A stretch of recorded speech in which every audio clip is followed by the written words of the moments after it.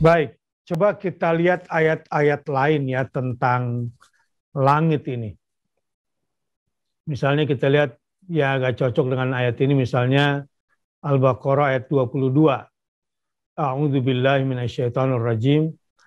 Alladzi ja'ala lakumul arda firasya was samaa'a binaa'a. Dan di sini was samaa'i wa ma banaha. Nah, kalau kita lihat di surat Al-Baqarah ayat 22 ini, dialah yang menjadikan bumi sebagai hamparan bagimu. Alladzi ja'ala lakumul arda firasyan. Firasyan ini seperti bisa karpet, bisa kasur ya. Apa yang enak buat manusia untuk dijadikan alas itu firash. Wassamaa binaan. Di Kementerian Agama diterjemahkan, dan dialah yang menurunkan air hujan dari langit, lalu dia menghasilkan dengan hujan itu buah-buahan sebagai rezeki untuk kamu.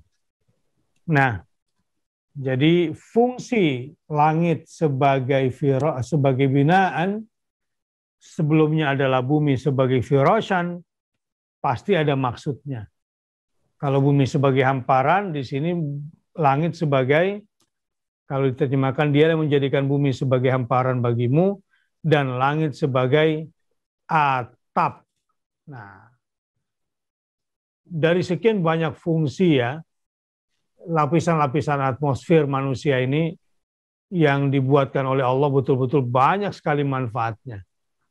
Ya, dialah yang menjadikan bumi sebagai hamparan bagimu dan langit sebagai atap, dan dialah yang menurunkan air hujan dari langit, lalu dia menghasilkan dengan hujan itu buah-buahan sebagai rezeki untuk kamu. Oleh karena itu, janganlah kamu mengadakan tandingan-tandingan bagi Allah padahal kamu mengetahui. Jadi kalau kaitannya dengan langit, dengan binaan, maka jauhilah kemusyrikan di sini. Jadi output yang harus kita dapat, hidayah yang harus kita dapat ketika kita membincangkan atau mentadaburi tentang kata langit di dalam Al-Quran, apalagi itu sumpah, dan proses bina, proses meninggikannya, proses membangunnya, ya, proses mendirikannya, binaan, ya ini semua untuk menunjukkan bahwa Allah lah satu-satunya yang Maha Kuasa, dan jangan sekutukan Allah. Fala taj'alu lillahi andada wa antum ta'lamun. Kata-kata ta'lamun ini karena kita sudah berproses dengan ilmu, dengan akal kita, dengan sensitivitas kita, dengan keingintahuan kita. Nah, ini kemudian tersingkaplah apa itu matahari. Silakan Ustaz Deden. Apa itu langit maksud saya, ke matahari. Allahu Akbar. Subhanaka ma khalaqta hadza batila. Sangat luar biasa. Di dalam surah Al-Baqarah ayat 22, bagaimana di situ dibandingkan langit dengan bumi. Sebagaimana di surah Asy-Syams pun, setelah ayat ini, yakni ayat yang ke-6, itu tentang langit, tentang bumi. Setelahnya tentang bumi. Kalau Al-Baqarah itu bumi dulu, baru langit. Kalau di Asy-Syams ini, langit dulu dijelaskan, wa ma banaha di ayat yang kelima, baru di ayat yang ke-6-nya tentang bumi. Ini karena di ayat pertama itu wasyams, wasyamsi wa duhaha, ya. Wasyamsi wa duhaha wal qamari idza talaha, itu semuanya di langit semua, adanya di langit semua, di atas manusia semua. Wasyamsi wa duhaha wal qamari idza talaha. Maka kemudian langit disebutkan terlebih dahulu dibanding dengan bumi. Nah, jika diibaratkan maka langit itu seperti bangunan.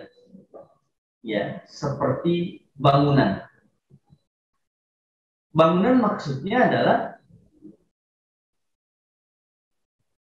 ada tiang-tiang. Kalau manusia kan membuat bangunan, ada tiang-tiang, ada tiang-tiang. Kalau langit ini disebut bi amadin. Tidak ada tiang di situ, tetapi ada sistem yang begitu kuat yang menjadikan langit ini lebih kuat daripada bangunan yang bertiang, lebih kuat daripada bangunan yang bertiang. Langit diciptakan ini tentunya fungsinya untuk menjaga kehidupan di bumi sebagaimana atap. Jadi langit sebegitu luasnya dengan semua bintang-bintangnya itu hanya untuk mensupport kehidupan di bumi. Wa ma banaha.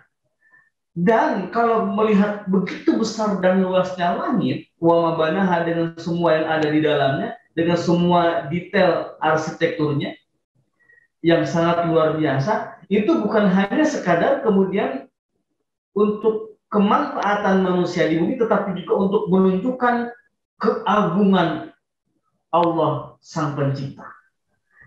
Kalau kita membuat istana, misalkan seorang raja membuat istana, ya kalau misalkan istana itu hanya sebuah tempat tinggal, ya gubuk saja buat seorang raja sama.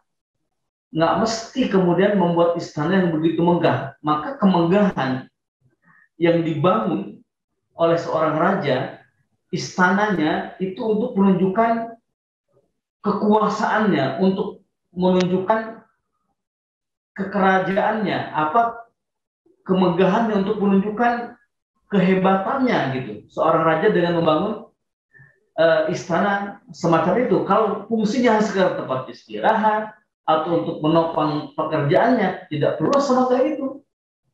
Dan di sini pun tentu Allah Subhanahu wa taala menciptakan was-sama'i wa ma banaha ini memang adalah untuk kehidupan manusia. Tetapi lebih dari itu, Allah sedang menunjukkan kuasanya, kehebatannya. Maka tentang langit ini kita bisa jumpai lengkap misalkan di dalam surah Al-Mulk, ya. Di dalam surah Al-Mulk, dan Al-Mulk itu tak lain artinya adalah kerajaan Allah. Baik.